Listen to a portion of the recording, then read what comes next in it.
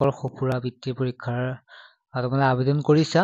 এতিয়া পৰীক্ষাৰ কথাও তোমালোকে জানা যে 19 জানুৱাৰীত ৰবিবাৰে তোমালোকৰ পৰীক্ষাটো হ'ব আৰু পৰীক্ষা হ'ব 11 বজাৰ পৰা 1 বজালৈকে। এতিয়া বহুতৰে প্ৰশ্ন এটা এডমিট কাৰ্ডৰ ওপৰত, এডমিট কাৰ্ড পোৱা নাই বুলি কৈছে আৰু কিছুমানৰ যে কি পঢ়িব লাগে এতিয়াও কোনো ধৰণৰ মানে গম পোৱা নাই কি পঢ়িব লাগে। মই সম্পূৰ্ণ বিশ্লেষণ আলোচনা কৰিম কি পঢ়িব লাগে, কাৰণ ইয়াত দিয়াই আছে, এইখন অফিচিয়েল হয়, অফিচিয়েল ৱেবছাইটত দিয়া আছে কি পঢ়িব লাগে কি পঢ়িব নালাগে। চোৱা, প্ৰতিটো শাখাৰ বাবে সুকীয়া প্ৰশ্ন থাকিব, অৰ্থাৎ অংকুৰণ বুলি ক'লে দ্বিতীয় আৰু তৃতীয় শ্ৰেণীৰ বাবে এখন প্ৰশ্ন, প্ৰাথমিক বুলি ক'লে চতুৰ্থ আৰু পঞ্চম শ্ৰেণী, মজলীয়া বুলি ক'লে ষষ্ঠ আৰু সপ্তম শ্ৰেণী, আৰু মাধ্যমিক মানে অষ্টম আৰু নৱম শ্ৰেণী। অৰ্থাৎ আমি যদি চাওঁ তেতিয়াহ'লে ইয়াত 4খন কুৱেশ্যন পেপাৰ থাকিব, ঠিক আছে। অংকুৰণৰ বাবে থাকিব, প্ৰাথমিকৰ বাবে থাকিব, মজলীয়া আৰু মাধ্যমিকৰ বাবে থাকিব।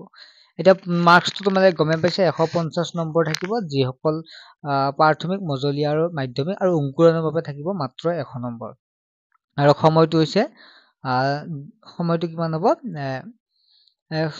2 ঘণ্টা, ঠিক আছে। 2 ঘণ্টা সময় থাকিব, লিখা আছে, চোৱা তোমালোকে 2 ঘণ্টা সময় নিৰ্ধাৰণ কৰা হৈছে। ইয়াৰ উপৰি তোমালোকৰ এডমিট কাৰ্ড যিখন আছে, এডমিট কাৰ্ডখন তোমালোকে দিয়া আছে, প্ৰৱেশ পত্ৰসমূহ এডমিট কাৰ্ড সঁফুৰাৰ কাৰ্যালয়ৰ পৰা কেন্দ্ৰলৈ পঠোৱা হ'ব 8 জানুৱাৰী 2025 পাছত কেন্দ্ৰ তত্ত্বাৱধায়কৰ পৰা প্ৰৱেশ পত্ৰ সংগ্ৰহ কৰিব পাৰিব। অৰ্থাৎ এডমিট কাৰ্ডখন ইতিমধ্যে পঠোৱা হৈছে 8 জানুৱাৰী তাৰিখ, যিহেতু 8 জানুৱাৰী হৈ গ'ল। যিবিলাক কেন্দ্ৰ আছে কেন্দ্ৰলৈকে পঠিয়াইছে, তোমালোকৰ যদিও পোৱা নাই এই দুদিনতে তোমালোকে পাই যাবা, ঠিক আছে। কেন্দ্ৰৰ পৰা তোমালোকক দিব, চিন্তা কৰিব নালাগে। ইয়াৰ ওপৰত তোমালোকে পৰীক্ষাৰ ওপৰত কি চাব লাগে সেইটোৱে ডাঙৰ কথা, বা তোমালোকৰ মেইন পৰীক্ষাৰ কাৰণে এইটো পঢ়িব লাগিব। ইয়াত তোমালোকৰ থাকিব ভাষা জ্ঞান, অৰ্থাৎ অসমীয়া আৰু ইংৰাজী, ঠিক আছে। অসমীয়া যিসকল আছামিজ মিডিয়াম তেওঁলোকৰ অসমীয়া, যিবিলাক ইংলিছ মিডিয়াম ইংলিছ থাকিব, ঠিক আছে। ভাষা জ্ঞানৰ ওপৰত এটা পেৰেগ্ৰাফ দিয়া থাকিব, তাৰপিছত কুৱেশ্যন সুধিব। আৰু সমাজ বিজ্ঞান থাকিব, গণিত থাকিব, সাধাৰণ জ্ঞান থাকিব, জেনেৰেল নলেজ বুলি ক'ব পাৰোঁ আমি, সাধাৰণ বিজ্ঞান থাকিব, জেনেৰেল চায়েন্স থাকিব, আৰু সঁফুৰা বিষয়ক, আৰু কিছুমান সঁফুৰা বিষয় থাকিব, যিহেতু সঁফুৰা বৃত্তি সঁফুৰাই পাতিব এইটো অনুষ্ঠান, মানে পৰীক্ষাটো, গতিকে সঁফুৰা বিষয়ক কিছু প্ৰশ্ন থাকিব, তোমালোকে নেটত চাৰ্চ কৰি পাব পাৰিবা সঁফুৰা বৃত্তিৰ ওপৰত।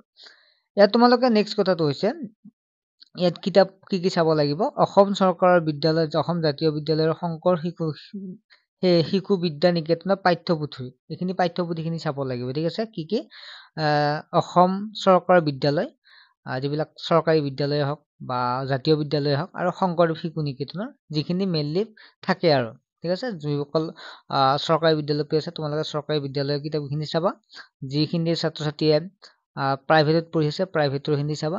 আৰু ইয়াৰ উপৰি তোমালোকৰ বাবে এখন ই বুক প্ৰস্তুত কৰা হৈছে, মাত্ৰ 25 টকা ক্লাছ 6-7ৰ বাবে, আৰু মাত্ৰ 35 টকা ক্লাছ 8-9ৰ বাবে, ক্লাছ 8-9ৰ বাবে ই বুক, আৰু ক্লাছ 6-7ৰ বাবে মাত্ৰ PDF এটা প্ৰস্তুত কৰা হৈছে।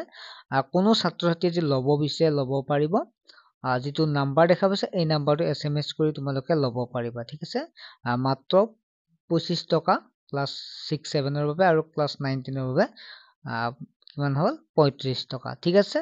হোৱাটছএপ নম্বৰটো SMS কৰি জানিব পাৰিবা। আৰু লগতে ক্লাছ 8ৰ আৰু 9ৰ অনলাইন ক্লাছ কৰি থকা হৈছে চৰকাৰী বিদ্যালয়ৰ ছাত্ৰ ছাত্ৰীৰ বাবে, কোনোবাই যদি ল'ব বিচাৰে ল'ব পাৰে, লাইভ ক্লাছ ঘৰতে বহি পঢ়িব পাৰিবা, একেবাৰে কম মাচুল।